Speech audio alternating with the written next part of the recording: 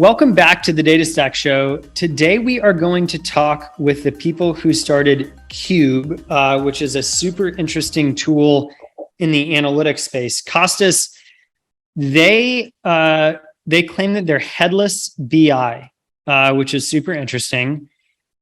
We may have had the concept of headless come up, but I don't know if we've had a company come on who just explicitly calls themselves headless, which is really interesting. And that being in the BI space is really interesting. So my burning question is actually just around the topic of headless itself. Like a lot of things we discuss on the show, you know, like say CDC or other topics, like the technology or the concept itself isn't brand new, but the way that it's being implemented is actually pretty new. And I think Cube is doing that in the BI space. And so I just want to ask them about like headless as sort of a concept and how that plays itself out in various forms of technology. And of course, specifically what that means for BI. But they talk about data modeling and all that sort of stuff. So I know you have some burning questions too. Yeah, first of all, like whenever I hear like the term headless, that has nothing to do with Cube. Like for some reason, I always expect like to start watching like a Tim Burton movie or something. I don't know why. Of course, the headless horseman. Yeah. But headless Tim Burton movies. We'll have Tim Burton on the show and we can talk about this. We should do that. Absolutely. Yeah, I'm very excited like to chat about that. I think what we are seeing here is like some very interesting software engineering patterns that they are getting like employed like on a more architectural level. And I think that's what also like happening here with the headless BI is like how you decouple things so you can have like more control. So yeah, I'd love like to hear like how they build it, why they build it, and how it is used, and most importantly, what are the challenges? Great. Well, let's dive in and talk. Let's do it. Outro. Kostas, as always, that was a fascinating conversation, mainly because of me having to move to another room and you hearing the cathedral-esque echo in my microphone, which that was no extra charge.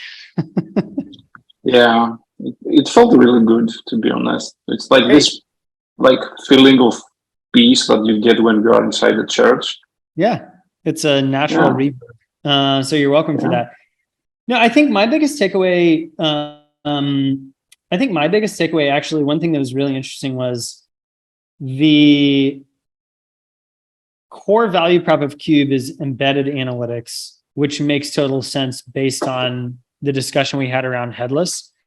But it's fascinating to me that they see this current of adoption around people using it for their own BI, right? Which is just super interesting. And I think in many ways, I think that is possibly reflective of a product that's really hit a nerve with sort of a workflow or a paradigm for how to manage certain things, right? Where users will actually pull additional use cases out of the product, without the company even really thinking about it. So that was really cool. That was my big takeaway. Mm-hmm. Yeah, what I would keep from the conversation that we had outside of like the technical details of like how a headless BI works and like what are the challenges there, like interacting with data warehousing and all that stuff that we talked about, is how products change because of like let's say the impact that engineering has on how we do things. And that's not like to do with there are too many things that are like happening here. One is, first of all, we have like more engineering roles out there, like pretty much you start seeing like more and more companies having like engineers working in there where you wouldn't probably expect like a couple of years ago. The other is that as software engineering is maturing and like patterns and lessons learned from like applying and trying like to build products and technologies. Some of these patterns are like more universal, and we can use them like to also do other things, even if an engineer is not necessarily like involved, right? And that's like what we see here with this decoupling of like the visualization part with the modeling layer and then the storage on the back. So yeah, that's very fascinating. It's like a sign of progress, right, and growth. And the product like super interesting, and I'm looking forward like to chat with them again like in the future, and we have like many more things to discuss about with them. So looking forward to that.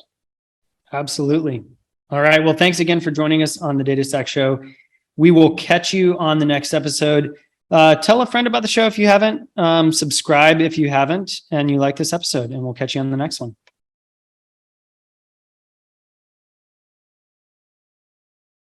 All right, Artyom and Pavel, welcome to the DataStack Show. We are so excited to talk with you about both analytics and Headless BI in particular, but also your story. So thanks for giving us some time on the DataStack Show.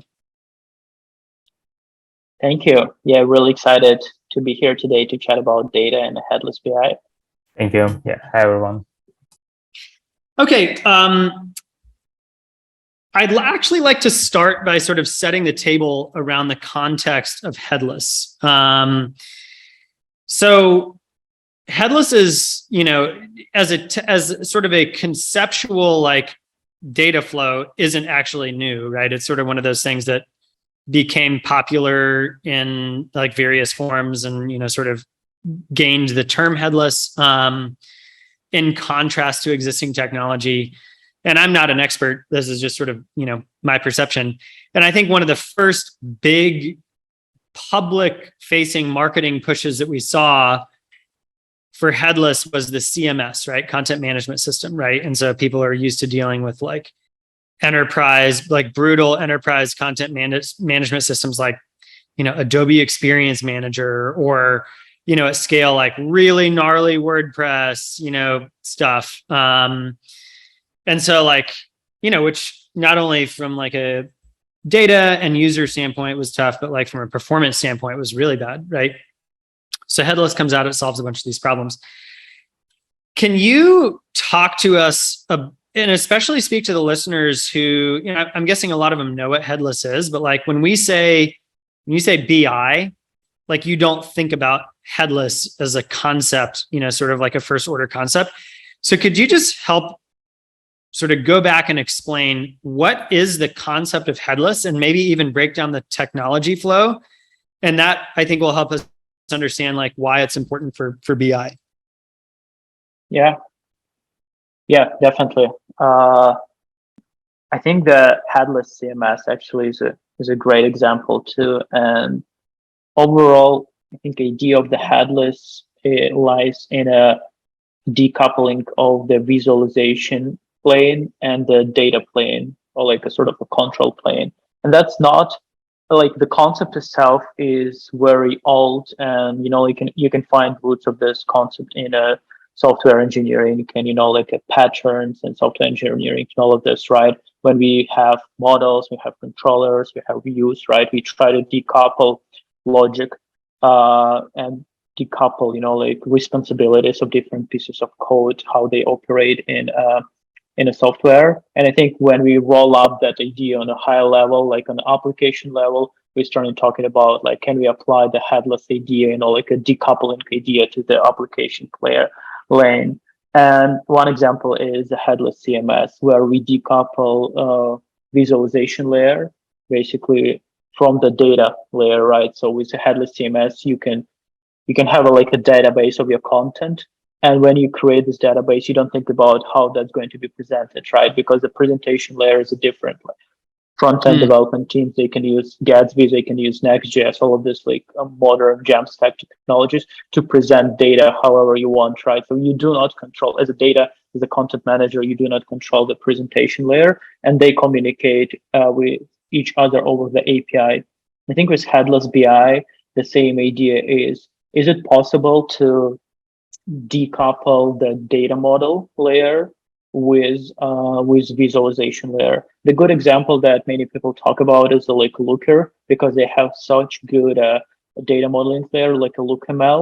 And many times when we talk about the headless BI concept and idea, many people, they build an example around Lookers, like, what if I can have a Looker with a LookML, but without the visualization coming from a Looker, right? Like, what if I can still use LookML, but then use any visualization, any other dashboarding tool on top of my LookML model? So the idea is here, what if we take the BI, we unbundle the BI into the data model layer?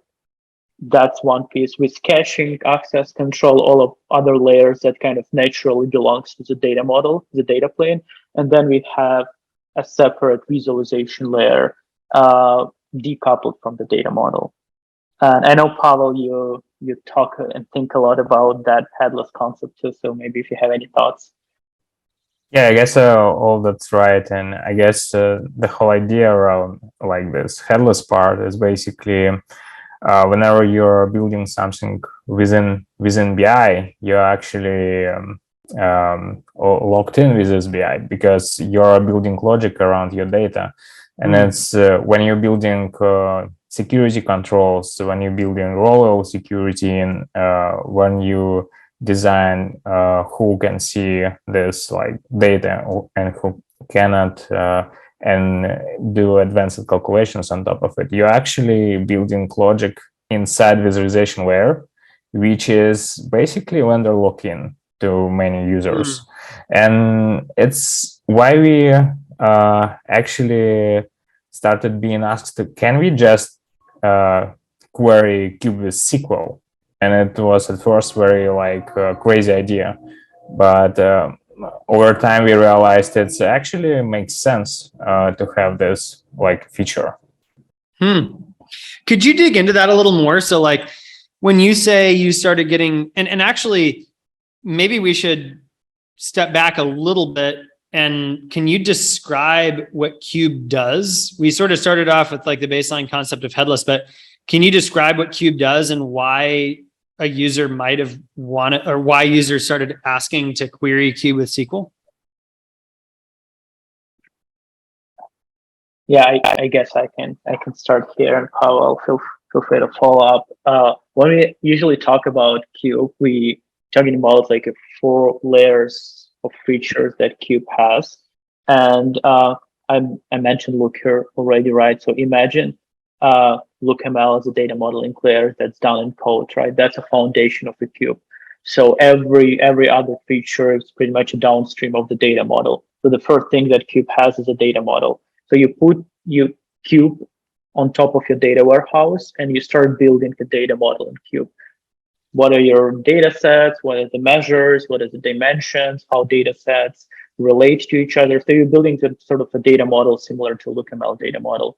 Then inside the data model, you can define how you want to cache data, how you want to refresh that cache, what is the access control rules or security controls, right? Who can access the data and how this data can be accessed.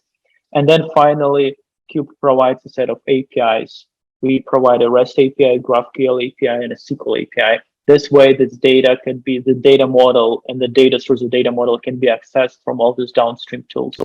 The very sweet spot for the Cube is custom built, what's sometimes called data apps or sometimes called embedded analytics, right? You're building a software product, you having dashboards, you having some reports features built in your product, and you want to expose that features to your customers. And most likely you're going to build with something like React, you're going to use maybe like Chart.js, it's the charting library, D3.js.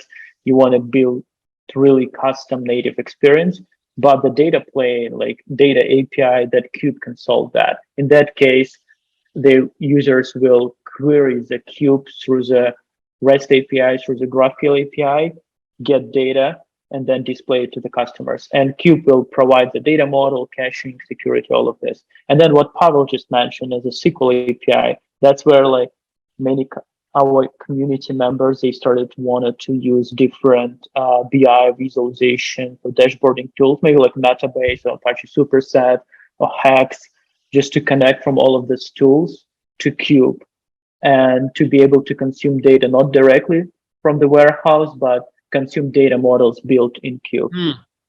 Fascinating. Okay, I have a ton more questions, but Kostas, there's so much in there that I know is going to be interesting to you, and I'm interested to know what questions you're going to ask. So I'm going to pass the mic over. Okay, sure. Let me start with question on what you were just talking about, Artyom. So can you explain a little bit in more detail how like a headless BI works together with the rest of, let's say, the common tools that we have in data stack out there, right? Like we still need some kind of visualization, I guess, right? Someone has to do that. And then we also have a query engine somewhere where data gets queried and all these things. So we have quite a few moving parts there. So how do we orchestrate all this together? How do we work with all this together? And where should we start from when we build a new stack? Right. Yeah. I mean, that's a great question. So, and I think that obviously what I believe in and Pavel, we believe in more like a data warehouse, sort of data lake centric architecture. So what we see, we either on the data storage and a compute side, right? We usually see either data warehouse or sort of something like a Databricks or Trino, something more like a query engine, like a data lake architecture, right? So it's usually one of those two. And obviously there are a lot of magic, RudderStack getting events into this, right? ETL things, loading data from different places. But in terms of, a compute and storage, that's what we see usually with a stack. And then it would depend on the use case. So if we're talking about consuming data internally through the dashboarding or reporting tools, right?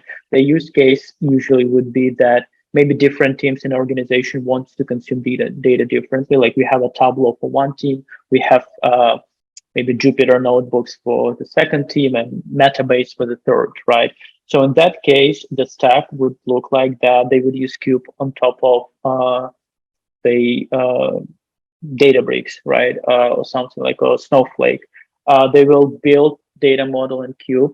They also can transform data with tools like a dbt and Snowflake. That we see that's very, very common, right? So they can data engineering team can transform data with dbt upstream, and then they put a Cube on top of this. Cube will create this the meta layer or semantic layer, right? Sometimes it's called just data model. So we usually use term data model at Cube. So data engineers, they will build the data model layer in Cube, and then they will expose that to Tableau. They will expose that to the Apache Superset and Jupyter Notebook. And then all the teams, they will just consume data through these tools, but they would not consume data directly from the Snowflake, right? But they would consume data through the Cube. And all the metrics, all the data definition, everything would be defined in Cube.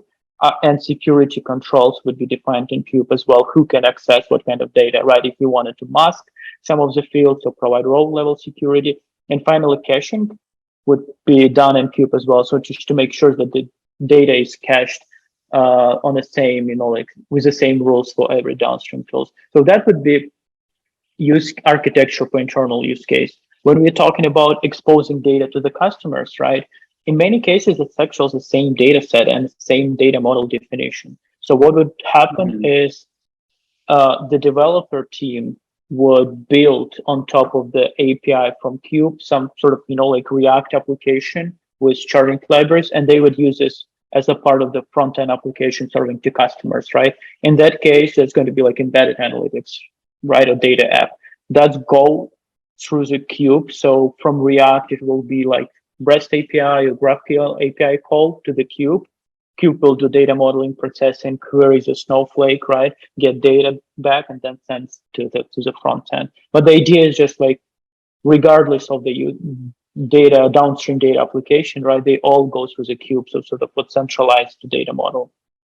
And is Cube, let's say, a gateway that is used only for BI, or let's say the rest of the interactions with the data warehouse will also happen like through Cube? Let's say I'm a data engineer and I'm mainly building ETL pipelines, right?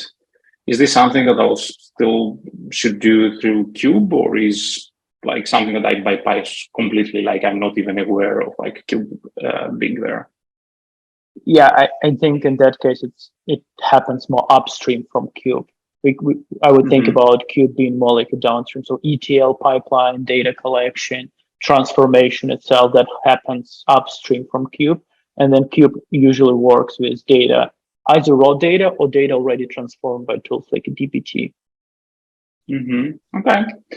And you mentioned Looker and LookML. So based on your experience, I mean, let's talk a little bit about Looker, first of all, and LookML. And mainly I want to ask that because I think that the introduction of LookML was like a very interesting thing that happened in the market. And it's been around like for a while. So I'd like to hear from you, like in your experience, like what do you think about LookML, Looker, the things that they did right, and a couple of things that you think they did wrong? Yeah, I can take this one. Yeah, I think Looker and LookML is definitely a unique piece of technology. However, if you try to remember what was before, you can find out different BI tools which basically have practiced the same approach as a LookML, basically introduction of data model in a declarative way, where you define your measures, dimensions, and then basically a lab model and basically a lab cube. In a sense, what Looker introduced well, and what it introduced like first, it was a so-called lab based model, relational lab, because it considers or not, Looker started when data warehouses started to be really responsive. So you can do live querying. And if you remember before that, it's actually most of BI tools were only working on downloaded copy of the data. And Looker, one of the first tools who was working on a live query mode, and right now it is standard for all BI tools. Yeah. So so this thing was done really right. And another thing, they just introduced this data modeling in a new level, which allowed you to define all the relations between all of your basically tables, but in fact it's more like cubes, or in Looker it's so-called views, and also relations between them called Explorer, where you can define those like joins, right? So, and this is was done really right, and it felt like basically it's really great demand for it at that time. From the what we already discussed and what Looker can do better is basically visualization part, which is in fact not really so great, and if you compare it with Tableau, it's very limiting. Yeah, but in fact the modeling layer itself is actually very powerful, and if you separate this as a separate product, it makes sense to have it in general. So how modeling happens in Cube, and how do you have a language defined similarly to LookML, or you do it in a different way? Yeah, I mean, we have a concept called cube. That's how we get a name. So the cube is similar to view in Looker. So it's basically the reference to the table in your data warehouse. In a more simple way, it just like selects star from specific table, right? It's just a reference to some physical table in your database. It can be a little bit more complicated. It's like you write a select statement, right? And then it's a table by the end of the day, but it's just like a more like a dynamic table, right? That you define on a fly. But every cube is backed by the table. Once you have a cube and a table, you define measures. Measures that is basically the reference to the columns, but you apply aggregations to these references, right? Like the classic example would be you have like a product, like amount column, right? You apply sum, and then it's the total amount of the products, right? That's an aggregation. That's a measures. They always have aggregations. And then you have dimensions. Dimensions usually just mapping to the columns, right? To the properties of a single row. Very common, as the same as LookML does. And then in cube, you also can define relationship between cubes. So if you have a cube orders, you may have cube users, right? And then you can define that users, they can have many orders, right? And orders, they always belong to the user. And you can define this relationship. That's useful when you query that, when you want to get analysis, right? Like of orders by users, age, or by users, country, right? A Cube already knows about this relationship. Cube knows the data graph and then can construct the correct SQL. We didn't have a concept of explore the same as a looker, but we just defined the relationship and grouping of the cubes on a different level. I think we are thinking it more. There's a new interesting project from a looker called Malloy. I think we are looking in more like a direction of this, like more like a closer to Malloy from the joins perspective rather than the LookML itself. But it's all like details. But overall, it's where is the same concept of making the data modeling with cubes, measures, and dimensions. Makes sense. And how is the user interacting with that? Is it like a markup language that is used, or is it like a user interface and it's more like, let's say, like UI driven? Like, how is the experience that the user has like with the product? Yeah. And we are both engineers, so we did it in code. And I also believe that was one of the greatest innovation of Looker, since we mentioned it. They put data modeling in a code, right? The data modeling been in BI for a while, right? But it's usually been done through the user interfaces, like a drag and drop.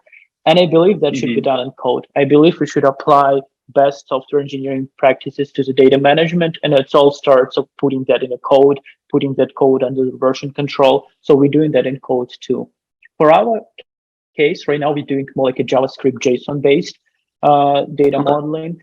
However, we got a lot of requests from a community to support YAML as well, which is with Looker is doing YAML based, right?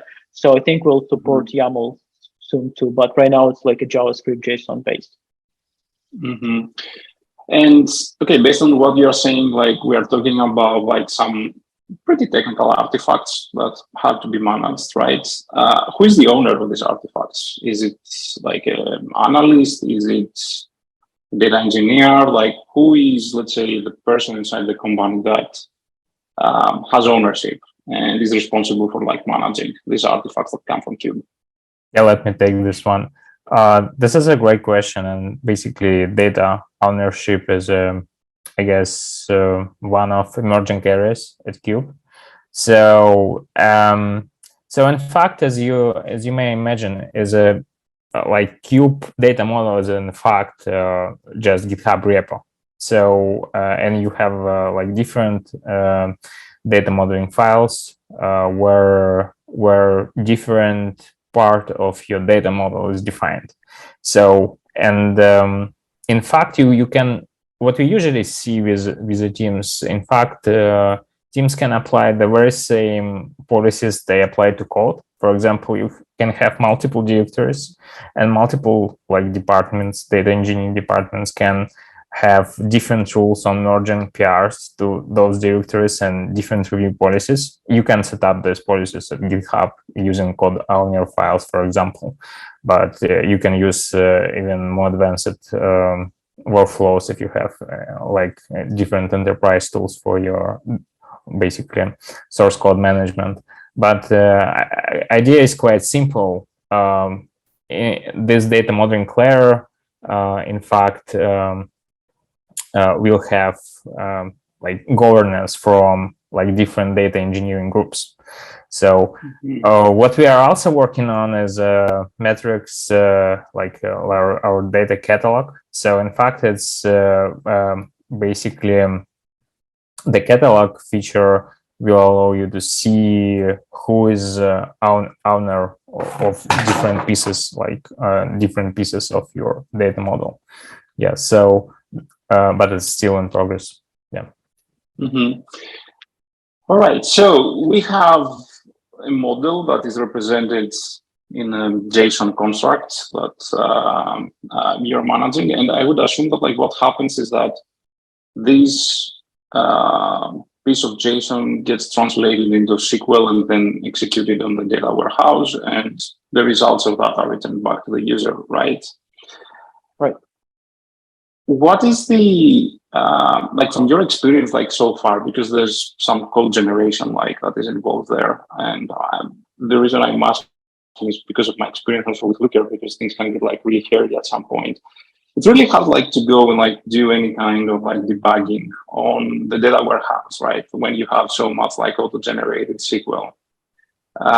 So how do you take care of the developer experience around that when it comes to debugging and being able to understand at the end what my tool is doing, right? You actually spot on. That's a big problem. And it's interesting that we realized that too, because Cube started as an open source project, right? And we had a community, we have a community now, and we started to get a lot of questions about how to debug, how to understand what's going on, right? And we realized that it's an opportunity for us to build a commercial product, because we were when we were back then, we didn't have a commercial product, and we were thinking about what we would build, how our commercial product would look like, because it's it's always a question for for open source companies, right? How you go from open source product to the commercial product, what features you should have, right? That's every VC when we were raising the seed round asked us what features you're going to build in a commercial product. And back then we didn't know, frankly. We were we'll figure it out. And I think that's a debug and tracing and developer experience. That was the biggest one. So we built a good set of tools to help, navigate queries, how they've been executed, cross-reference them, to go into data model, to look what's happening. Did it hit cache? Did it hit, source database? What was the queue status? All of that, things. Frankly, it's no easy answer. It's build this specific tools. It's usually build a bunch of tools that developers or data engineers can use, to debug this issue. And we're still building them. But luckily that's been a really good, sort of differentiator for a commercial offering. That's awesome. And do you what's your let's say interaction with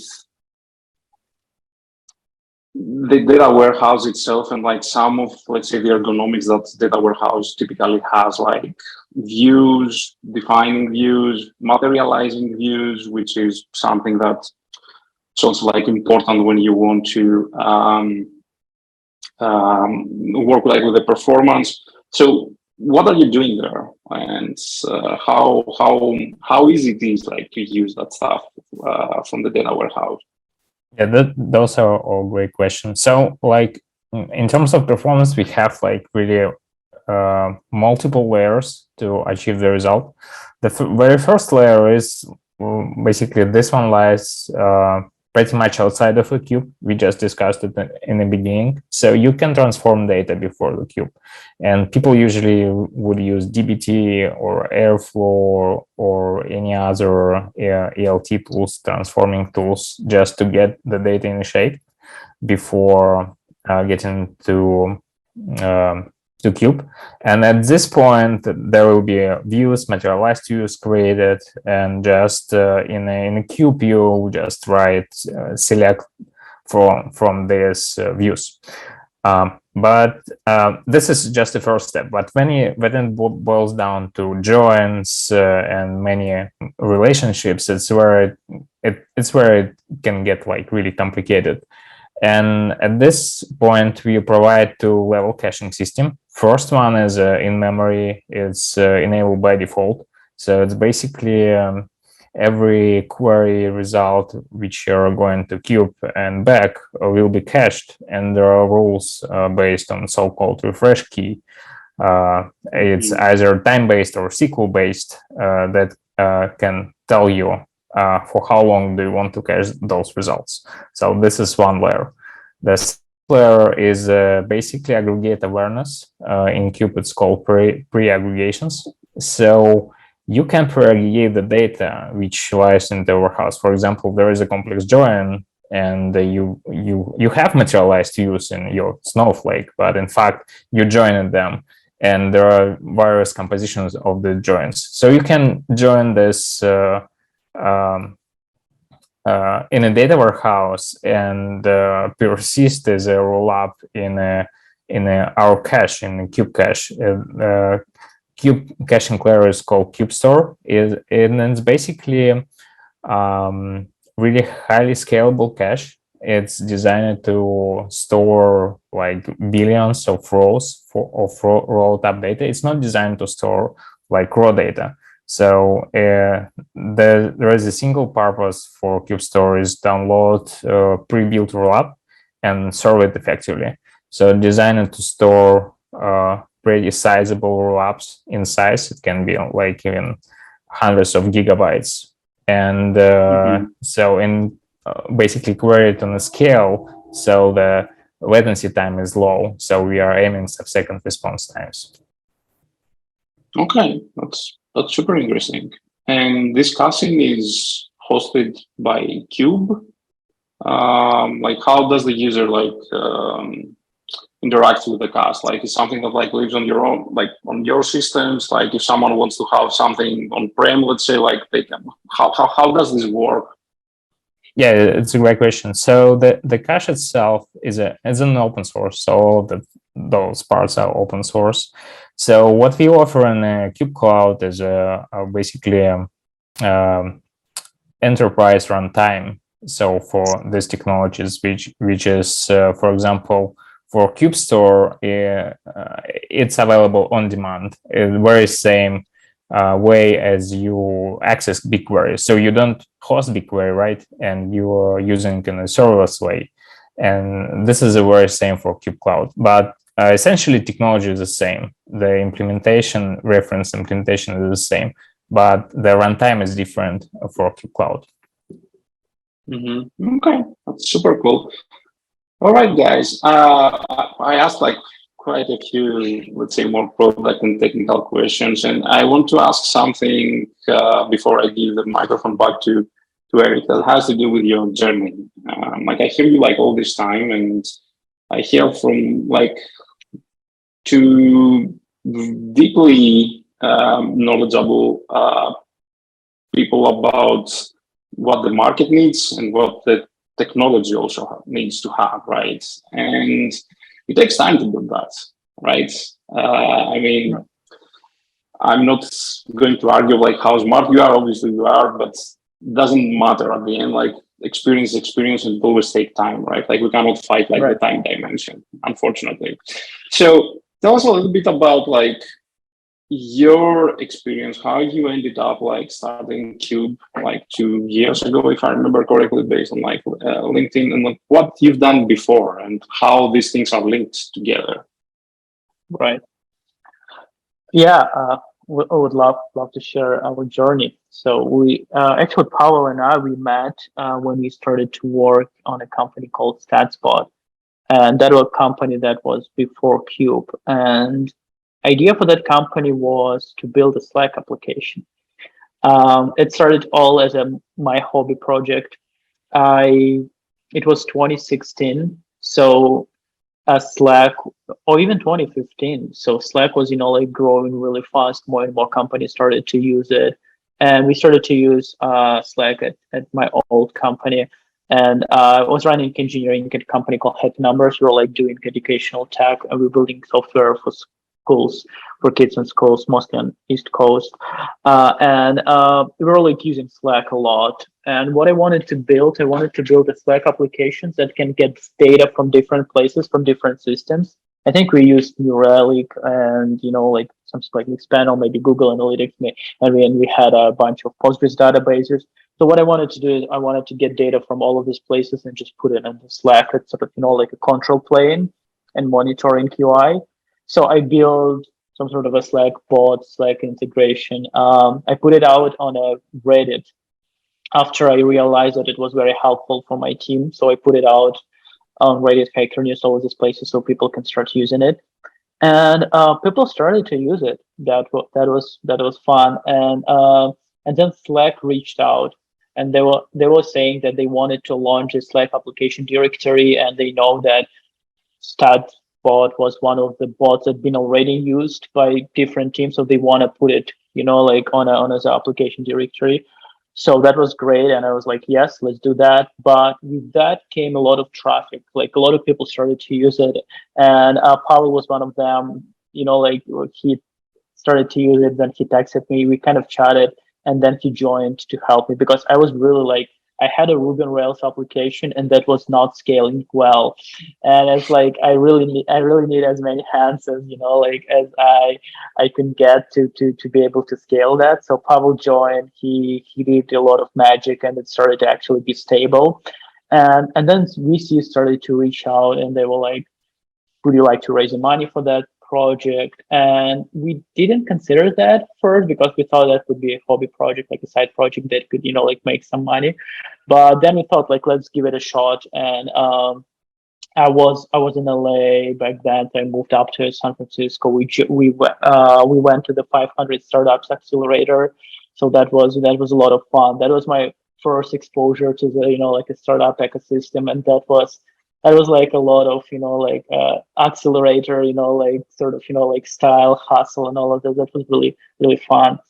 And we continued to work on StatsBot after the accelerator, but over time, like we were like building more and more technology that eventually became Cube, because we needed a technology that would help us to get data from different places and to build some sort of a data model layer, and then we would apply semantics with a natural language, so people would be able to query that through the Slack. We added support to Teams. We even started to build support for voice apps because we thought that maybe voice could be a big thing. So idea was for us how we can build an engine that can potentially support many interfaces, right? Exactly the Headless BI use case. But over time, like we realized engine was more valuable than the product that we were building around it. Some of the companies, they started, to work with us, digging deeper to understand how they can use the Cube as an engine to power some of their internal projects or some of their, external customer-facing applications. So, and we started to dig deeper, and eventually that led us to idea that let's give it a shot, let's open source the engine and let's see, maybe people would find it useful on its own. So we open sourced it, and it clicked. So people started to use it, and then we saw that, and we just decided let's just kind of pivot from StatsBot to Cube because it's just a bigger thing, and frankly just more fun to work on. I mean, we are all engineers, right? I'm just like building more engineering thing. It just like sounds and it's just more interesting, right? So then like that Slack application was fine, but I mean, like you can't compare it to the the data engine, right? Yeah. So yeah, that's the story. And then like we've been doing only open source for a couple of years, and then only recently we released Cube Cloud, our commercial product, which is super early still. Okay, that's awesome, guys. Like I hope people like we get inspired by the journey. I think it's very important to hear that like when you build stuff, there's always a journey involved, and many times it takes time. It's not like there's no like the fairy tale of like waking up one morning and coming up with an idea and suddenly the next day like you change the world. Like it doesn't work like that. So I think it's important like for people like to hear this kind of experiences. Like many times we just focus on technology, but it's like also like like the human aspect, like the journey, like the growth and like everything that is involved. But it's also like extremely valuable for people like to hear. Yeah. So thank you for sharing that. Yeah. Sure. Eric, it's all yours. Ooh, how exciting. No, congratulations. Yeah, that is a super exciting journey. One thing I'd like to do, so you did a great job talking about LookML and some of the things that they did right and some of the things that they did wrong. I actually want to zoom out a little bit on the BI space and almost play devil's advocate to Cube, if you would entertain me. So let's say that I'm building like a modern BI function, right? So like I have a data engineer and they're sort of doing all the stuff that's upstream from Cube. And my warehouse is in a pretty good place. And at this point, I have a huge number of options to choose from out in the marketplace, right? Like, people who have been around for a long time, may sort of choose to run their like Tableau playbook. There's Sigma, there's, sort of the Metabase, sort of like open source visualization pieces. There's like metrics layers tools that sort of like feed directly into it. You could use tools like Hex, what is the sort of motivation for me to use Cube? And specifically maybe like, do you see, and I guess that's also like in a sort of self-serve BI context. And I know you said like you do a lot of embedded analytics as well, which there are a lot of tools that, sort of drive that piece as well. But like, what is the motivation for someone who's out there browsing the analytics space to adopt the Cube methodology? Yeah, this is a really great question, and we were asking ourselves at the beginning really why people would use it, and it's actually we're starting to build it, give it in the hands of people, and see what they answer us, and the answer is pretty interesting. So there are multiple of use cases here. So first of all, you just told us like whole like a lot of tools, like really you need to choose the vendor and commit to it before you try it, and even if you didn't work with it a lot, you're going to do a lot of investment beforehand. So the thing is, people actually want to avoid vendor lock-in, and the use case here, as I already mentioned, they want to avoid defining security at BI level, which is very costly to redefine in any other BI tool if they are not sure if they are going with a Tableau or QuickSight, or they want a Metabase. So, or in case they have multiple BI tools, it's even like cost prohibitive to have really all the security controls set up in every BI tool consistently. There is no way you can do it like in an organization which uses multiple data tools and like BI tools. So security controls is one of the most significant part here for internal data consumers.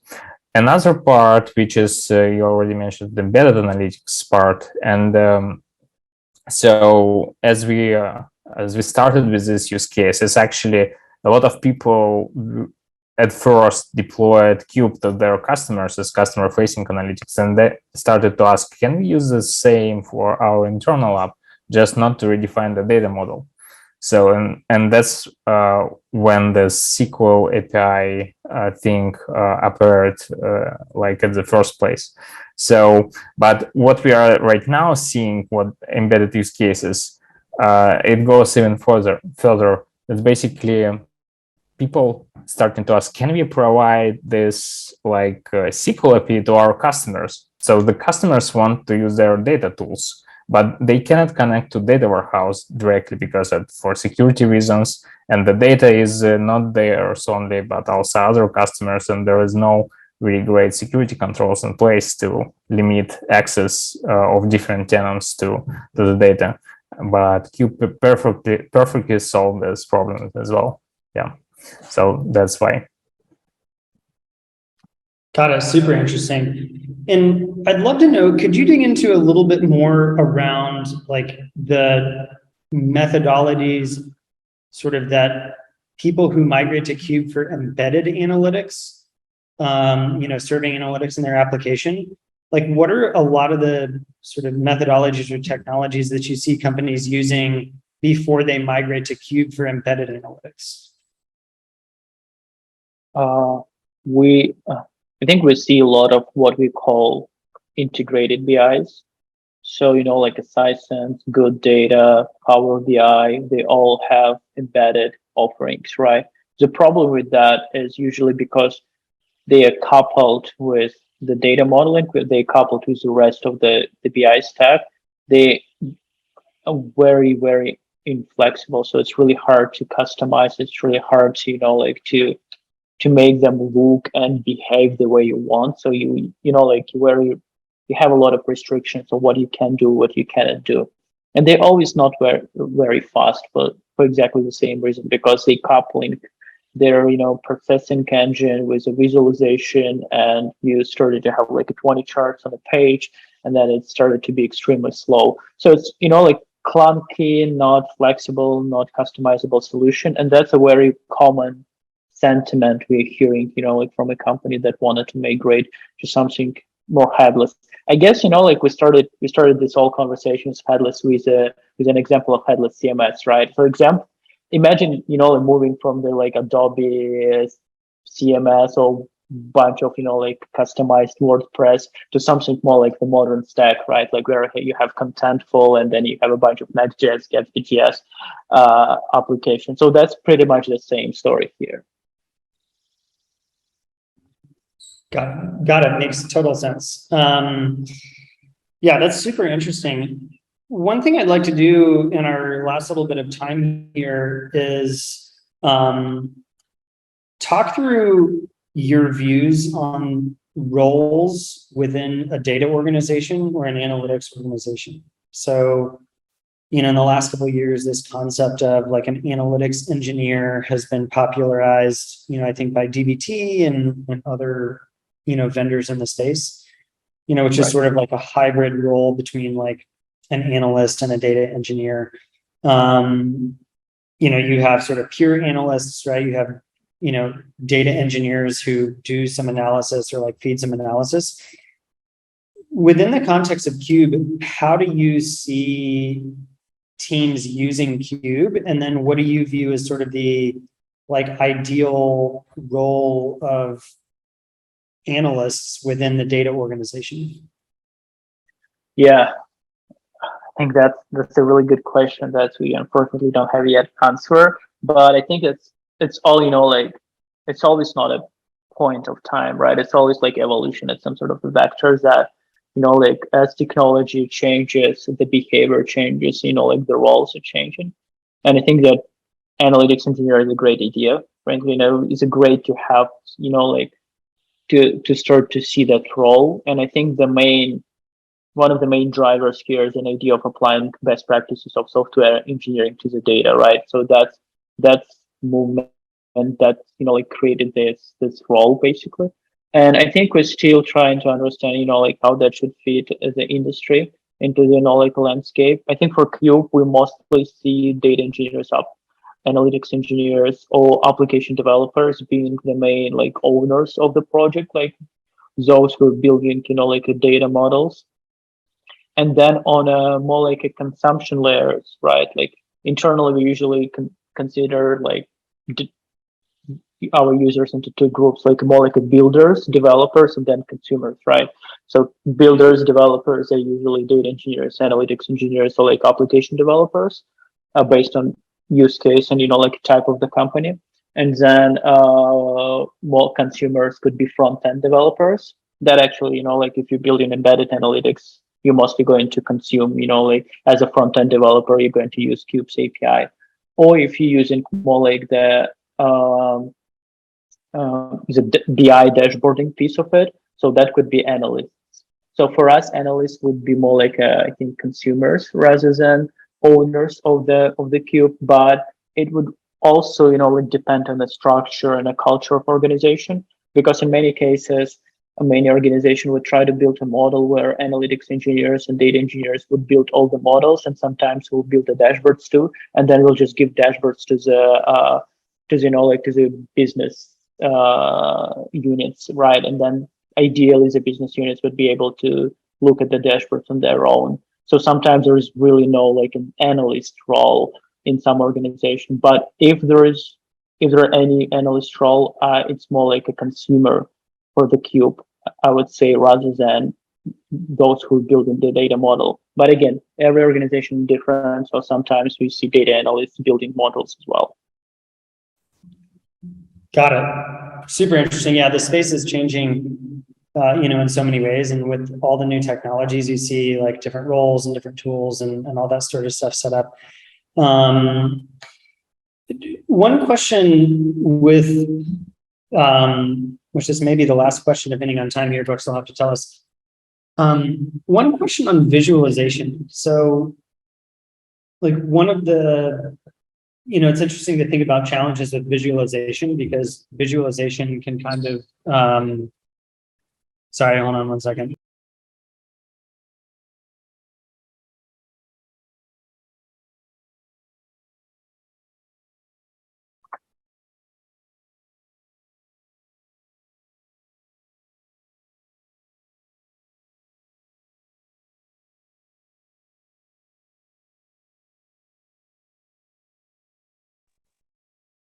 Okay, let's try that again. Sorry about that.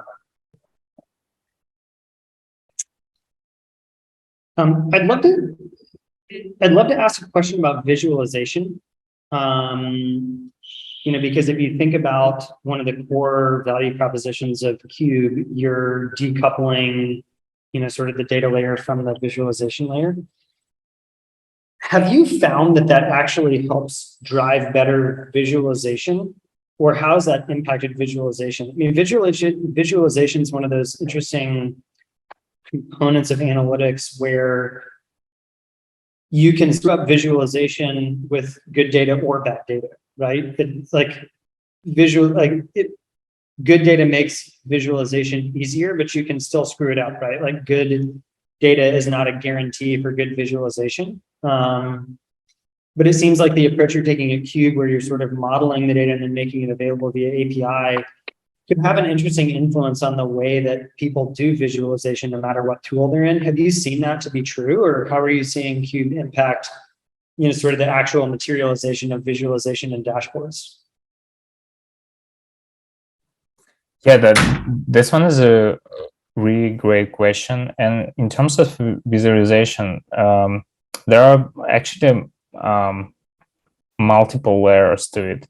So first one, if you're talking about visualization, which is for embedded analytics, and was the very first value proposition of Cube, where you can build very custom made and custom tailored visualizations. So it's basically you can build a very product native experience for your users, which can be embedded in your application, and those users can even do not realize it's something like behind the scenes, like such a cube, which is providing this data, and there will be no way to distinguish it from your product, as opposed to most of embedded BI solutions, where you just embed an iframe and that's it, and you basically in your product you're looking at the iframe dashboard, which is quite a bit different, and it doesn't feel native. So, and it was very first value proposition of Cube, and why it was successful in the very beginning. But then we started to realize it's actually as good it is to provide this custom tailored visualization layer, it's also time consuming for people to build those layers because those require front-end engineers, which is not cheap. And in fact, people wanted to use like actually data engineers to build like dashboards and data analysts at the first step. And that's why also SQL API started to pick up in an embedded space. So people just want to start with a simple visualization like embedded iframe based on superset or metabase as the first version to just validate the product and not to spend like front-end team resources. But data model itself is not so hard to build. So they're building it in anyway. And in the point they realized they want really custom charts for some of a part of the product. It just replacing them one by one. It what happens if they feel they need different level of quality for their product in these places. So it's really like an onion, visualization onion. They just like scrape layer by layer. Super interesting, man. Oh, hold on, sorry. There are lots of people trying to get in the room I'm in. Sorry to the team who's editing this. Thank you so much for that answer, Pavel. You know, it's so interesting to hear you talk about iframes. I mean, most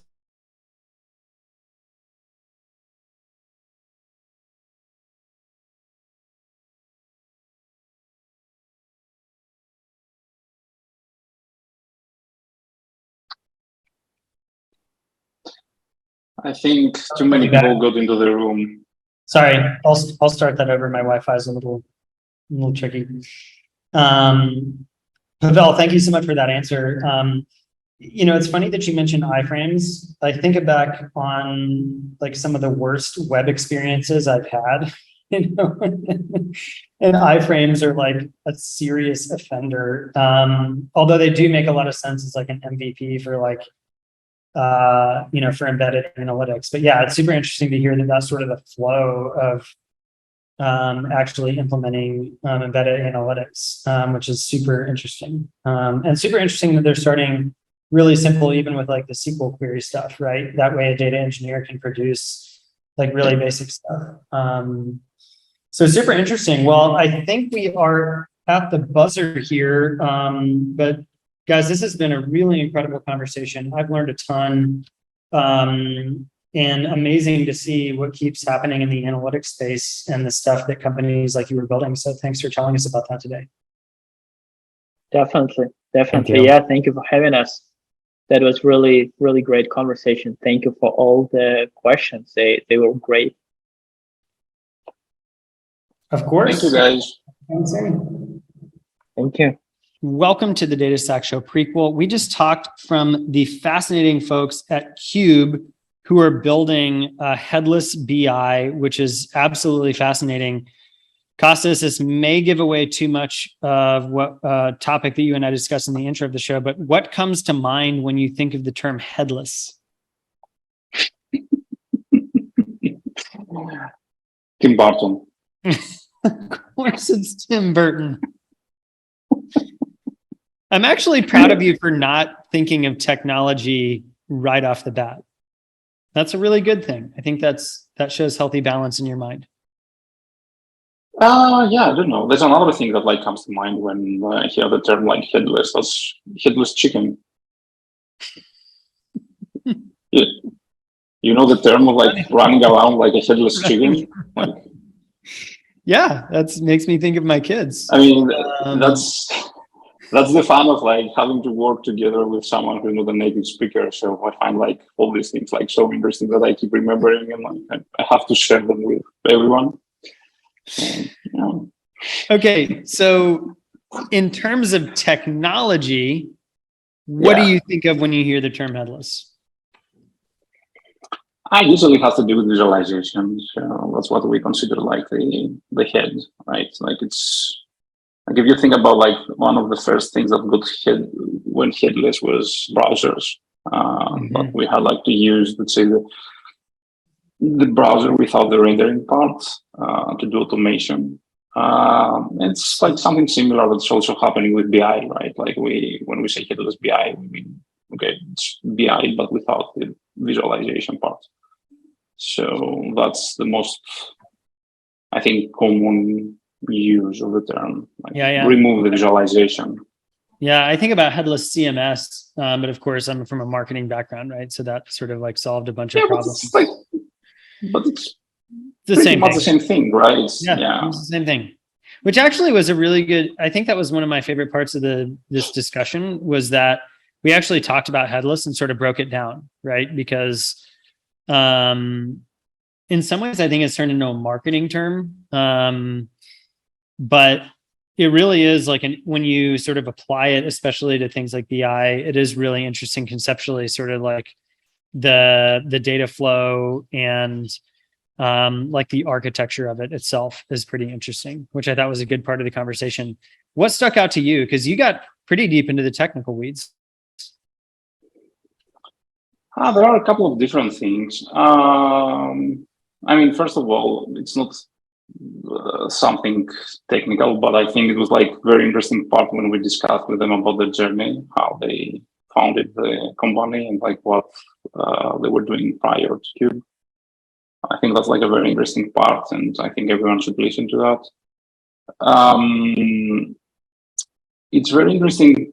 I mean, from a technical perspective, like one of the things that's really resonated to me is about the caching layer that they mentioned at some point, which is very interesting when you consider like serverless data warehouses or cloud data warehouses like BigQuery and Snowflake, and how they charge and how they operate. But anyway, that's something that we didn't manage like to talk, and like I would love to talk more about that stuff. So hopefully, like when we have them back on the show, like we will have the opportunity to discuss a little bit about that, because it has to do a lot with like how they add value to the operations around a data warehouse or a data lake. Absolutely. Well, it was a great episode. Unfortunately, we didn't dig deeply into Tim Burton, but we hopefully got a laugh out of you in this prequel, and we'll get another one in the intro. And we thank you again, as always, for listening to the DataStack Show. If you're interested in BI and new developments in Headless BI, definitely check out this episode. Super interesting, and we'll catch you on the next one.